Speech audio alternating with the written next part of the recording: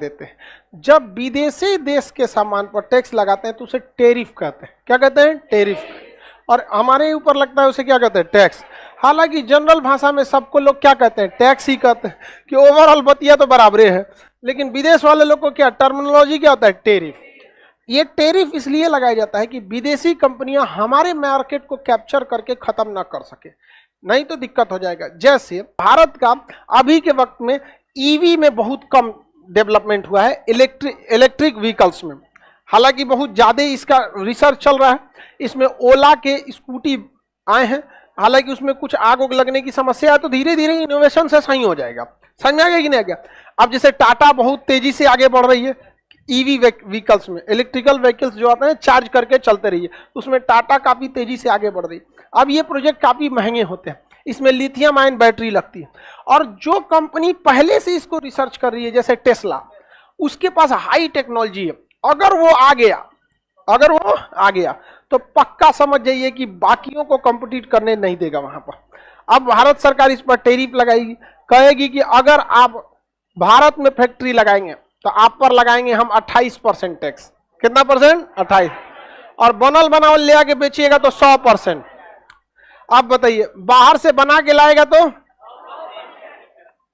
कौन लाएगा? तो टेस्ला ला रहा था, चाइना में फैक्ट्री डाला और सोचा इंडिया में बेचेंगे, थमा दिया कितना परसेंट टेरिफ? कितना परसेंट? 100%। ठीक किया कि नहीं किया? ले आके बेचा। अच्छा, अगर इंडिया में प्लांट डाल देगा तो 28। इससे फायदा क्या होगा? उसका जितना फैक्ट्री में उत्पादन होगा किसकी जीडीपी में? भारत। टैक्स किसको देगा? भारत। रोजगार भारत। और जिनको जिनको रोजगार दिया है, जब उनको नौकरी से निकालेगा तो खोजेगा सर टेस्ला से है, टाटा हमको रखोगे? कहेगा और ये तोरे खोज रहे थे, आए यहाँ में बता कैसे कैसे बन रहा था। अगर भारत में बनने लगेगा, धीरे धीरे टेक्नोलॉजी ट्रांसफर ऑटोमेटिक हो जाएगा। आपके घर के मान के चलिए आप ही किसी फैक्ट्री में काम कर रहे हैं, धीरे धीरे आपको आइडिया हो जाएगा कि नहीं हो जाएगा? आइडिया हो ही जाएगा वहां पर। तो इसलिए टेरिफ लगाया जाता है। क्या लगा दिया जाता है? टेरिफ। विदेशी चीजों पर टेरिफ लगाना जरूरी है या नहीं? जरूरी है यहाँ पर। लेकिन अंग्रेज सब जो है सब ना, ये हमेशा याद रखिएगा, आपको बर्बाद करने के लिए सोचते हैं सब। जितना ये सब छीलल मुर्गा है सब वेस्टर्न कल्चर वाले, ये केवल अपने ही हैं। वो बस वेस्टर्न वाले की होते हैं। वो एशिया के लोगों को ना बड़े अजीब नजर से देखते हैं। एशिया और अफ्रीका के लोगों को वो जानवर की नजर से देखते हैं। हम लोगों को कभी वो नहीं। इसके लिए उन्होंने एक अपना संगठन बना दिया, WTO, वर्ल्ड ट्रेड ऑर्गेनाइजेशन। ये कहता है कि आप किसी के ऊपर ज्यादा टेरिफ नहीं लगा सकते। अब इनको देखिए, इसमें दबदबा है जितने वेस्टर्न कंट्री हैं। अमेरिका का दबदबा है, ब्रिटेन का है, फ्रांस का है, कनाडा का है। जितने पावरफुल कंट्री हैं उन सब का दबदबा किसमें है? WTO।